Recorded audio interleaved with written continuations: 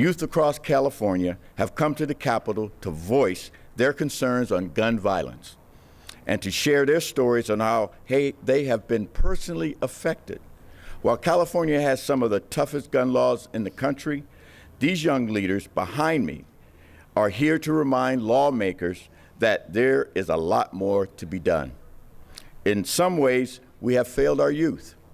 Between 2012 and 2014, an average of 1,287 children and adolescents have died as a result of gun violence.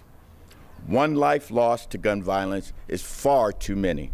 Our children have watched in horror as mass shootings have been commonplace on our campuses and in our communities.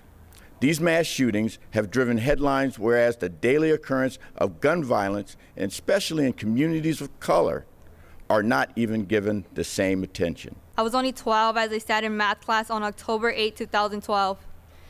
It was early in the morning. My teacher was teaching, and then we hear a gun go off. I remember that day clearly. I remember the sounds, the screams of my classmates, my teacher screaming and calling someone on the intercom. However, then I looked down. I look down to my feet and I see a bullet next to my pink Vans. I don't recall much of what happened after that. However, I do remember that officers came and they took us out of our classroom one by one and sent us for questioning and into another classroom. I remember crying in my friend's arms, telling her how much I loved her and how I was glad we weren't hurt at all. After that day, I struggled with PTSD. I still struggle with being afraid and triggered of certain sounds. Gun violence impacted my future because it impacted the lives of others, my peers, my friends, and family. I worry they may be a victim of gun violence due to the fact that the opportunity rate is so high that it is possible. I wonder to this day, will it ever happen to me? And I drive myself to all these questions to only conclude the answer that I don't know. Gun violence has affected my family and me very much, deeply, because we have lost many people to gun violence. We have lost my cousin. He has been shot. He was shot by his friends in the back of his head. My brother was killed, gunned down in a car in a drive-by. The violence that has happened with gun violence, I look over my shoulder more often than I have before. I don't stay out as late as I used to. I don't hang out with many people as I used to, because nowadays it's everyone pulling out a gun on anybody just of fear. Some people use a gun of fear. Some people use gun violence against people because they know the person is vulnerable, useless.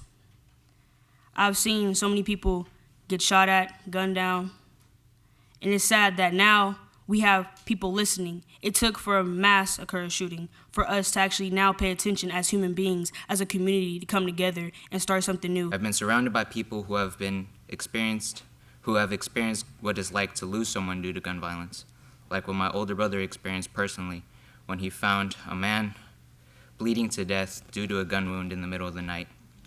I want to prevent any more losses of life due to gun violence as soon as possible to make people feel safe again. There needs to be more outreach towards the youth and start new programs to enrich them in order to make them stray away from wanting to get access to any guns or weapons. I'm 18. This is my first year that I'll be able to vote in a primary or an actual election.